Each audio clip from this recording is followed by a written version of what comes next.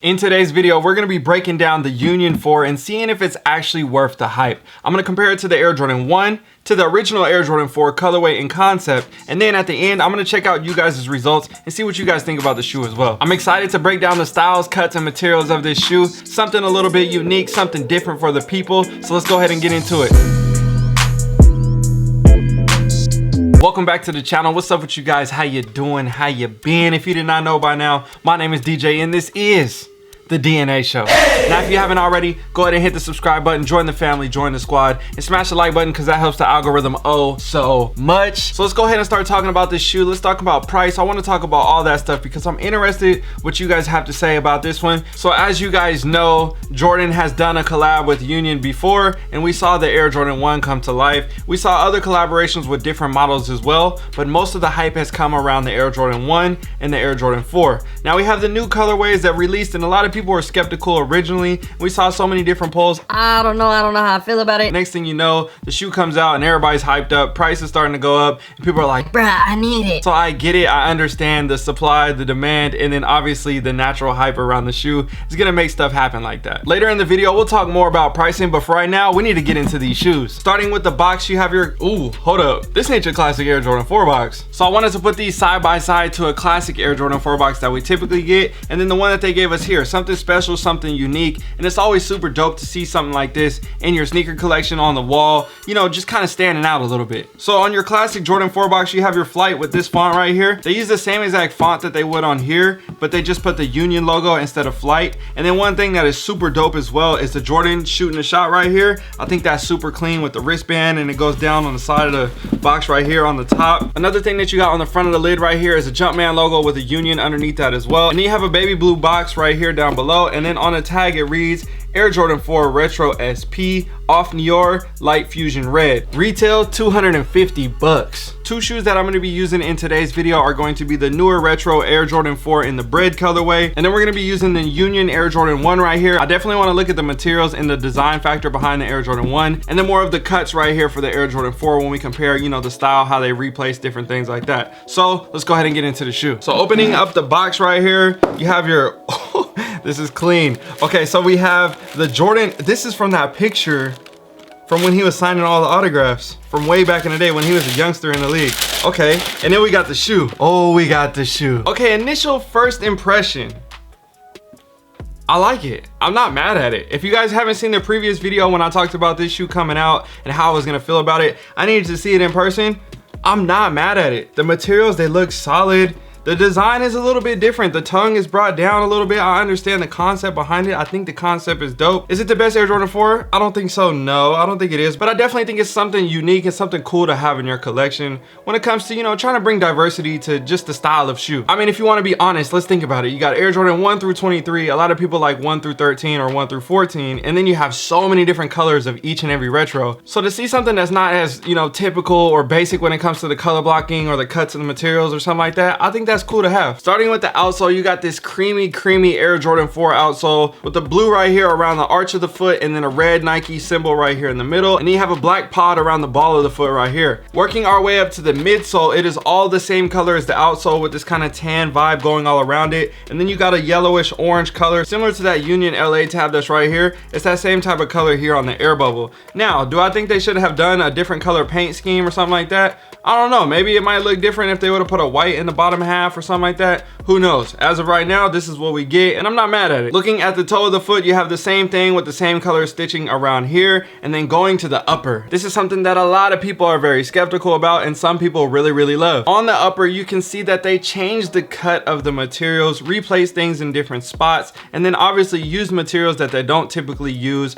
in a typical Air Jordan 4. So we'll talk about the types of materials first, and then I'll compare the cuts to the bread 4, and then you guys can kind of see the differences between the two. So looking at this suede right here, it's almost like a charcoal blue, black, kind of grayish. Like, it's almost hard to tell. Like, based on the lighting, it looks like different colors. It looks like it's a black, and certain lighting, it looks like it's gray. It looks like it's kind of bluish. So I think that's kind of up for you to decide down below in the comment section. What kind of color is this? Let me know what you see to your eye. Now we have black laces right here, and as you can see the difference between the two, you can clearly see like this is black and this is kind of more like off black or kind of charcoalish or grayish or bluish or whatever it is. So drop a comment down below and let me know what color color you consider these to be. One hit that I really love about this shoe is the white accent around the stitching right here. Going to the heel of the foot, super dope hit. Everybody loves Nike Air. You got your Nike Air right here. You kind of got that charcoalish color here on the back again with the red. It's kind of like faint. It's not like infrared. It's not like super bold red. It's, you know, it's something different. I feel like everything about this shoe is just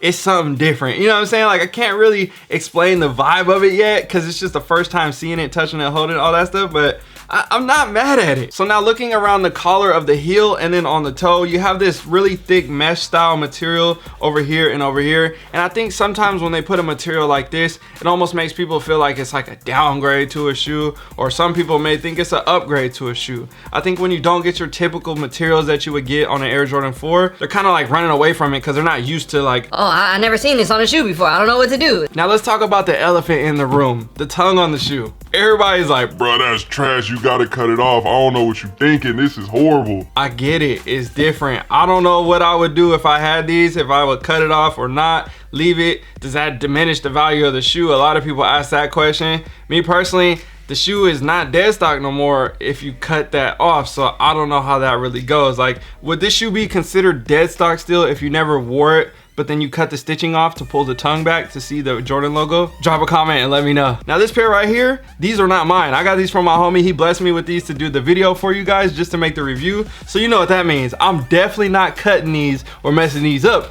because I gotta take these back to him in the same condition that I got them. So now what I wanna do is compare the cut of the shoe so you can see what it looks like to an OG style cut compared to the new cuts right here on the materials, how they replace different areas, especially more in the front of the foot as well, where you can see how they replace the pattern right here. On the OG pair, the neck goes all the way down towards the toe, and then if you look right here, it's kind of shortened, and then they brought a full patch around it, and then they brought a line around here. Those are some differences, and then you can obviously see the differences in the cuts when I'm showing you these pictures back and forth as well. And then looking at the back of the shoe, it all looks kind of similar. One thing that obviously really stands out as well is the arm right here, super translucent, and then there's no see-through area right here. You can't put your finger through it or nothing. You would have to cut this out to make it similar to the OG style when it comes to these. Everything else for the most part when it comes to the midsole or the outsole, pretty much the same. And then when it comes to the tongue, yes, you got the fold down concept, but it's still got your Air Jordan branding here at the back of the tongue.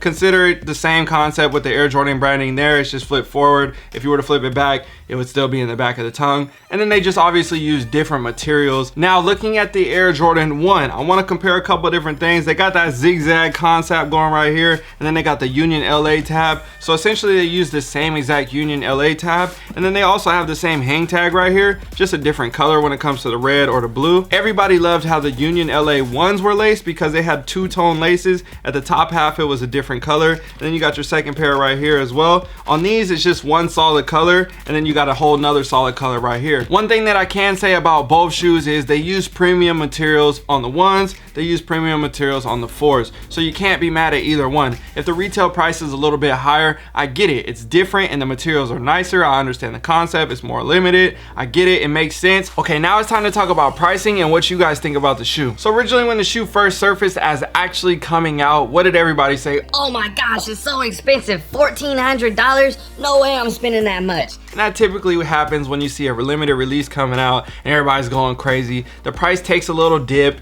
and then over time it starts to go back up again. We don't know how long it will be until it goes back up, considering that there is another restock of these coming soon. They did push back the release date, but I know people are keeping their fingers crossed to hopefully be able to get these, and I'm doing the same thing too because I need these in my collection. So right now this shoe is roughly around 700 bucks on average. I'm a size 13, as you can see right there. 680, kind of around that lingo price, but I think, you know, it can go up or down just a little bit. Over time, just like the Union 1 did, it went up. And now look at the Union 1, close to $2,000, prices going crazy, everybody tripping. I think this could do the same exact thing. Could it be worth the same amount of the Air Jordan 1? Maybe, maybe not. But I do think this shoe is gonna be worth over $1,000 at least, for sure, when you give it some time. It always takes time. Everybody's like, oh, it's not popping right now, so it's not worth it. I don't know what I should do. There's so much hype around it. The shoe's moving up, it's moving down, it's higher than it was. I should have sold it the first day when I got it. You don't know what to do. I get it, bro.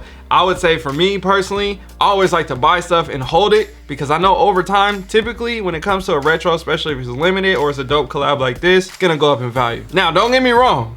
I ain't trying to spend $700 on these. So if you find a size 13, let me know, but I ain't spending $700, or we could work a trade or something, but I just can't do the $700, bro. So I went to Instagram like I always do, and I had to ask the people. If you haven't already, follow me on IG so you can participate in the polls as well. But I asked on my story, is this shoe fire or is this shoe trash? Let me know what you think. And the results, pretty typical like I thought. 75% said fire, 25% said trash. I understand where both sides is coming from, but I'm gonna have to fall towards that fire category. Again, this ain't the best shoe ever, but I do think it's worth the cop. I think it's dope to have something unique in the collection, and I wouldn't mind having these as well. And yeah, I hope this was helpful. Don't forget to like, comment, share, and subscribe. My name is DJ. I'm signing out. I got to go. I'm gone. Peace.